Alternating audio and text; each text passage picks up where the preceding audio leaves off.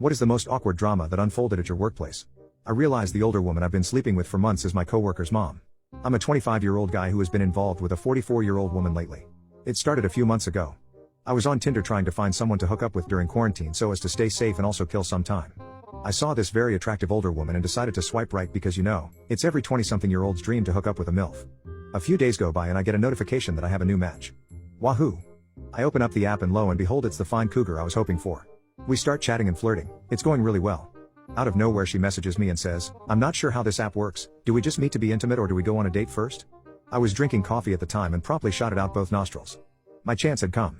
I replied back that people generally just meet up to go to the bone zone together, but I'm easy either way. She replies, "Well, good, because I hate formalities." I nearly crapped my pants in excitement.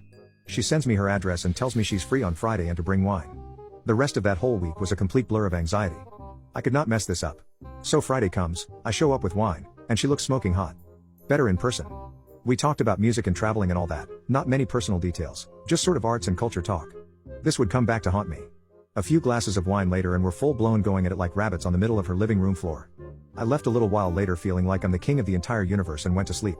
The next day she texts me saying how she had a great time, and it made her feel young again and blah blah blah. She says she's off every Friday and Saturday and that next week we should do the same. This goes on for roughly 3 months. We meet up once or twice a week, screw like animals, and then go on our merry way until one of us gets turned on again. Sweet deal, right? Wrong. I messaged her one day saying that I had today off of work and asked if she wanted to meet up. She said her son was taking her out to lunch, and that I could come over at 3 p.m. She had mentioned she had a son before but didn't go any further and I didn't really care to ask. So 3 p.m. comes and I'm almost at her house when she messages me that she's running late. No problem. I park on the road and sort of just wait in my car because her car wasn't in the driveway yet. I'm sitting there listening to the radio when an oddly familiar SUV pulls into the drive. I sorta looked at it funny and then I immediately realized where I knew it from.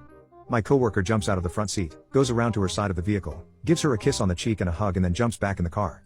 My jaw was on the ground. He reversed out of the driveway and stupid me is sitting like a deer in the headlights in plain sight. He turns around and is literally 10 feet in front of my car and staring directly at me. My face goes bright red and I feel like I'm going to vomit. Me and this guy had been working together every single day and I consider him a friend of mine. I even trained him when he started at my company.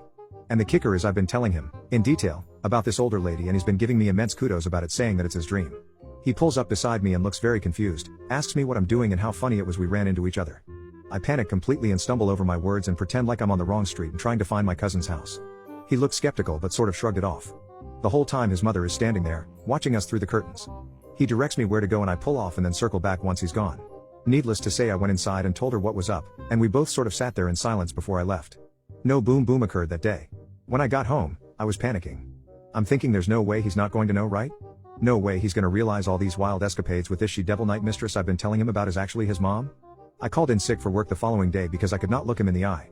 The following day, she texted me, saying that we should tell him and come clean because it's the right thing to do. WTF.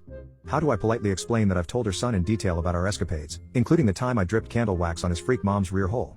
I plead with her but she's adamant about telling him, even after I informed her about the explicit details I've been sharing since we started doing this.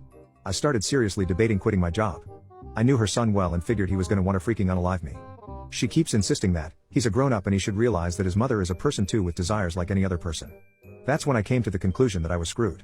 She told me that regardless of what I say, she's telling him the following day, because she can't live with the guilt and deceit.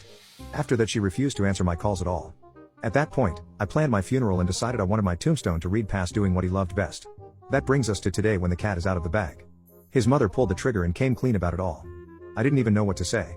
He called me saying it was super weird but he's not mad because he knows we had no idea. He asked if it was her I'd been talking about the whole time and I said yes. Then he must have felt like unaliving himself because he asked, "Even all that crazy stuff?" R.I.P. bro. Needless to say I laughed and changed the subject, deciding you've been through enough today my child. He also said he's gonna look for a new job and already gave his 2 weeks notice because it'll be weird working together. Damn. He genuinely just seems bummed as hell. His mother is an idiot and I feel scummy as hell. He also said he put in a transfer so we won't be working in the same building until he's gone. Geez. Going to see his mom later and telling her we can't do this anymore. She caused him to lose a job and a friend and a reason to go to therapy over something we could have likely played off. I think that's the end of it though. Can't believe I made my own son quit his job. Damn.